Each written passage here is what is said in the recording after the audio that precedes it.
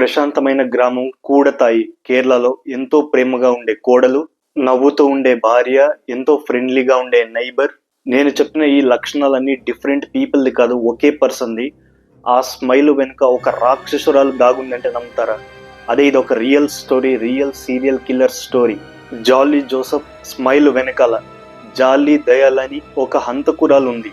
ఏదో స్ట్రేంజర్స్ ని చంపలే, తను సొంత ఫ్యామిలీ వాళ్ళని చంపింది, అది కూడా 14 years గా. ఇండియాలో ఇదొక one of the most women terrifying serial killer story. Cyanide వాడి మనుషుల్ని చంపేది ఈమె. జాలీకి రాయ్ థామస్ తో 1997 లో పెళ్లి అయింది. ఆ అమ్మాయికి పవర్ అన్న, ధనం అన్న, సోషల్ స్టేటస్ అన్న చాలా అబ్సెషన్ ఉండేది. ఆవిడ మనసులో అత్తగారి ఇల్లు తన ఇల్లే కాదు, ఆవిడ దృష్టిలో ఆ ఇల్లు తన ఫ్యూచర్ సామ్రాజ్యం. ఆ ఫ్యూచర్ సామ్రాజ్యాన్ని చేజిక్కించుకోవడానికి ఎవరు అడ్డు వచ్చినా వాళ్ళని చంపేసేది నిర్దాక్షిణ్యంగా. ఇన్ డెప్త్ డీటెయిల్స్ వెళ్ళబోయే ముందు చిన్న రిక్వెస్ట్, లైక్ చేయండి, వీడియో రీచ్ ఉంటుంది, సబ్స్క్రైబ్ చేయండి. అండ్ లాస్ట్ వీడియోని చాలా ఎక్కువగా చూసారు, థ్యాంక్ యూ సో మచ్. అలాగే సబ్స్క్రైబ్ చేయడం మర్చిపోకండి. Let's get in to video. మొదటి హత్య 2002. అత్తగారైన అన్నమ్మ థామస్. అన్నమ్మ థామస్ అనే ఆవిడ చాలా స్ట్రిక్ట్గా ఉండేవాళ్ళు, చాలా డిసిప్లిన్కి ప్రయారిటీ ఇచ్చేవాళ్ళు, అలాగే ట్రెడిషనల్గా ఉండాలి అని కోరుకునేవాళ్ళు. అదే ఈ భార్య ఏదైతే ఉన్నారో, రాయ్ థామస్ భార్య జాలీ జోసెఫ్కి నచ్చేది కాదు, అడ్డుగా వస్తుందని భావించింది, పెత్తనం నా చేతిలో లేదు అని భావించింది. ఒక సాయంత్రం అన్నమ్మ ఫుడ్ తిన్నాక కొలాప్స్ అయి పడిపోయింది అండ్ వెంటనే తను చనిపోయింది. అది న్యాచురల్ హార్ట్ అటాక్ అని అందరూ భావించారు. ఎలాంటి ఆటోప్సీ రిపోర్ట్ లేదు, ఏ సస్పిషియన్ లేదు, న్యాచురల్ హార్ట్ అటాక్ అని అనుకున్నారు. కానీ ఫ్యాక్ట్ ఆఫ్ ది మ్యాటర్ ఏంటి అంటే, కోడలైన జాలీ జోసెఫ్ సైనైడ్ వాడి వాళ్ళ అత్తయ్యని లేపేసింది ఇంటి పెత్తనం కోసం. అన్నమ్మ చనిపోయిన తర్వాత జాలీ మెల్లిగా హౌస్ డెసిషన్స్ తీసుకోవడం మొదలుపెట్టింది, తన ఇన్ఫ్లుయెన్స్ పెంచడం మొదలుపెట్టింది, అలాగే హౌస్ ని కంట్రోల్ చేయడం కూడా మొదలుపెట్టింది.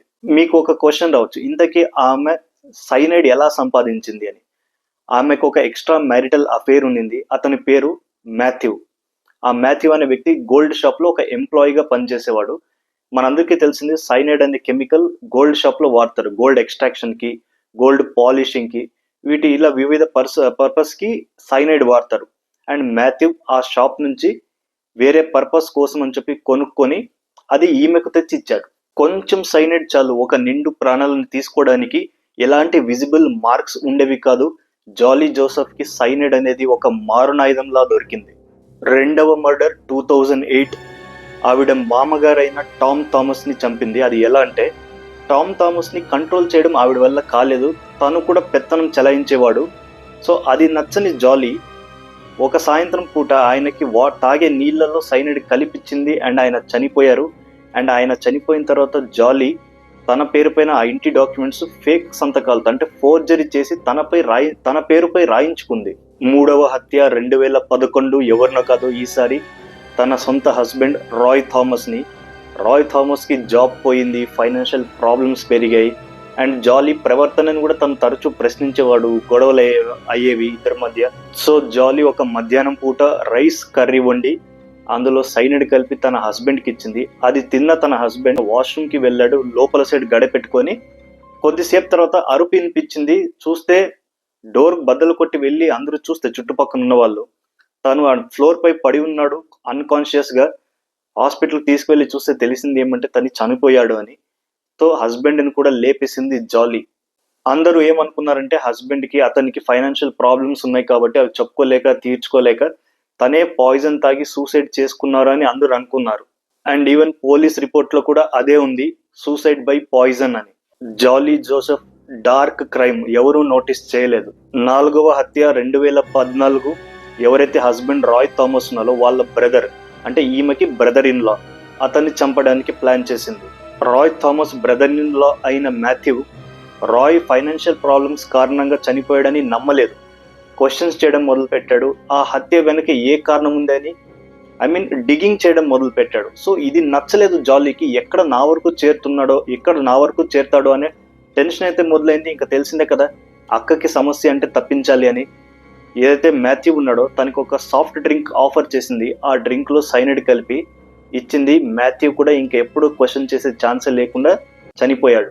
ఐదవ మర్డర్ 2016. విక్టిమ్ పేరు సిలీ. సిలీ వచ్చేసి రాయ్కి ఉన్న ఇంకొక బ్రదర్ కి భార్య.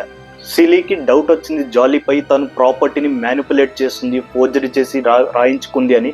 ఈ కారణంగా వీళ్ళిద్దరి మధ్య గొడవ కూడా జరిగింది. సిలీని సిల్లీగా తప్పించాలనుకుంది. సో సింపుల్, ఇంకేముంది, signed, food, murder, repeat. And ప్రతి ఒక్క చావు తర్వాత అంత్యక్రియల్లో యాక్టివ్గా పార్టిసిపేట్ చేసేది జాలీ. అందరితో పాటు కలిసి గట్టిగా ఏడ్చేది. ఎవరు అనుమానించే వాళ్ళు కాదు. మర్డర్ నెంబర్ 6, ఇది చాలా అంటే చాలా దారుణమైన మర్డర్. చనిపోయిన సిలీకి ఒక 2 year old కూతురు ఉండేది. జాలీ ఏం భావించింది అంటే, ఈ బిడ్డ వల్ల, ఈ సన్న పాప వల్ల ఫ్యూచర్లో నాకు చాలా ప్రాబ్లం రావచ్చు, నేను ఫ్యూచర్లో చేసే ప్లాన్స్కి ఒక ఆబ్స్టకల్గా ఈ పాప ఉండొచ్చు, నా ఎక్స్ట్రా మ్యారిటల్ అఫైర్ కూడా అడ్డం రావచ్చు అనే కారణంతో ఈ పాపని కూడా చంపాలని ప్లాన్ చేసి సైనైడ్ ఇచ్చి సన్న పాపని, జస్ట్ ఇమాజిన్ 2 year old పాపని సైనైడ్ ఇచ్చి చంపేసింది. అంటే ఊహించుకుంటుంటేనే ఒళ్ళు వణుకు పుట్టే క్రైమ్ ఇది. కొన్ని సంవత్సరాల పాటు జాలీ తన ఇంట్లో మహారాణిలా బతికింది. ఫెస్టివల్స్ కూడా బాగా ఘనంగా సెలబ్రేట్ చేసేది. ఎక్కడ ఎవరు తెలిసిన వాళ్ళు చనిపోయినా వెళ్ళి అంత్యక్రియల్లో చాలా యాక్టివ్గా పార్టిసిపేట్ చేసి మంచిగా అవార్డు విన్నింగ్ పర్ఫార్మెన్స్ ఇచ్చేది దహన సంస్కారం దగ్గర. కానీ ఎంత పెద్ద నేరస్తురాలైనా సరే ఏదో ఒక రోజు నిజం బయట పడక తప్పదు. అండ్ ఆ టైం రానే వచ్చింది. ఈ వరుస హత్యలు చూసి ఏదైతే ఈ థామస్ కుటుంబం ఉందో వీళ్ళ రిలేటివ్స్కి డౌట్ వచ్చింది. ఏంటి వరుస పెట్టి సంవత్సరాలు, కొన్ని ఇయర్స్ గ్యాప్లో అనుమానాస్పదంగా ఏదో ఒక ఫుడ్ కన్జ్యూమ్ చేయడం, కళ్ళు తిరిగి పడిపోవడం ఆర్ హార్ట్ అటాక్ ఇలా అయిపోయి ఇలా చనిపోతున్నారు, సంథింగ్ ఈజ్ ఫిష్ అని వాళ్ళకు డౌట్ వచ్చి వాళ్ళు ఆలోచిస్తే వాళ్ళకు వచ్చిన డౌట్, ఏకైక డౌట్ జాలీ. తన చుట్టూనే ఇవన్నీ మర్డర్స్ జరుగుతున్నాయి. ఓ టైం తర్వాత టైం తనేమో బాగా ఫెస్టివల్ సెలబ్రేట్ చేస్తుంది. అండ్ వీళ్ళందరికీ ఇదే డౌట్ వచ్చి వీళ్ళు ఏం చేశారంటే పోలీస్ కంప్లైంట్ ఇచ్చారు. పోలీసులు కంప్లైంట్ ఇచ్చాక పోలీస్ దీన్ని సీరియస్ గా తీసుకొని కేసు రీఓపెన్ చేశారు. ఒక్కొక్క డెడ్ బాడీస్ గా టోటల్ 6 డెడ్ బాడీస్ ని పోలీసులు బయటికి తీసి ఫోరెన్సిక్ టెస్ట్ కి ఇచ్చారు. ఆ టెస్ట్స్ కన్ఫర్మ్ చేశాయి 6 డెడ్ బాడీస్ లో కూడా సైనైడ్ ట్రేసెస్ దొరికాయి. అండ్ ముసుగు తొలగిపోయింది. ఏంజల్ అని అనుకుంటున్న ఆమె మాన్స్టర్ అని అందరికీ తెలిసిపోయింది. జాలీని 2019లో అరెస్ట్ చేశారు. అండ్ ఇంటరాగేషన్ లో ఆమె తన తప్పులన్నీ ఒప్పుకుంది, మొత్తం కన్ఫెస్ చేసింది.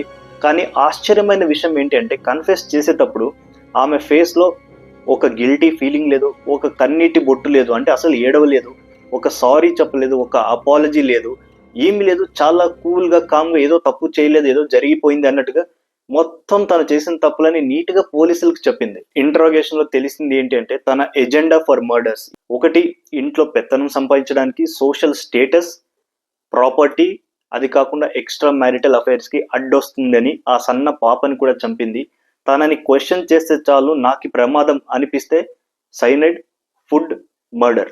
ఇండియన్ క్రిమినల్ హిస్టరీలో లేడీ సీరియల్ కిల్లర్స్ ఉన్నారు. ఇది చాలా rarest of rare case. A serial killer కూడా ఈమె దరిదాపుల్లో కూడా రాదు. అంత హీనియస్ క్రైమ్ చేసింది ఈవిడ.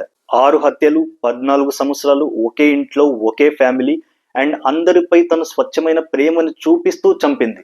ఈ రియల్ స్టోరీ మనకు ఒక రిమైండర్. మన చుట్టూనే చాలా మంది రాక్షసులు చాలా నార్మల్ గా, చాలా ఇన్నోసెంట్ గా, చాలా స్వీట్ స్మైల్ తో తిరుగుతూ ఉంటారు. ఎవరు ఎప్పుడు ఎలా ప్రవర్తిస్తారో తెలీదు. మన జాగ్రత్తలో మనం ఉండాలి. నేను ఎక్స్ప్లెయిన్ చేసిన ఈ స్టోరీ మీకు నచ్చితే కనుక లైక్ చేయండి, కమెంట్ చేయండి, అలాగే ఛానల్ సబ్స్క్రైబ్ చేయండి. Thank you.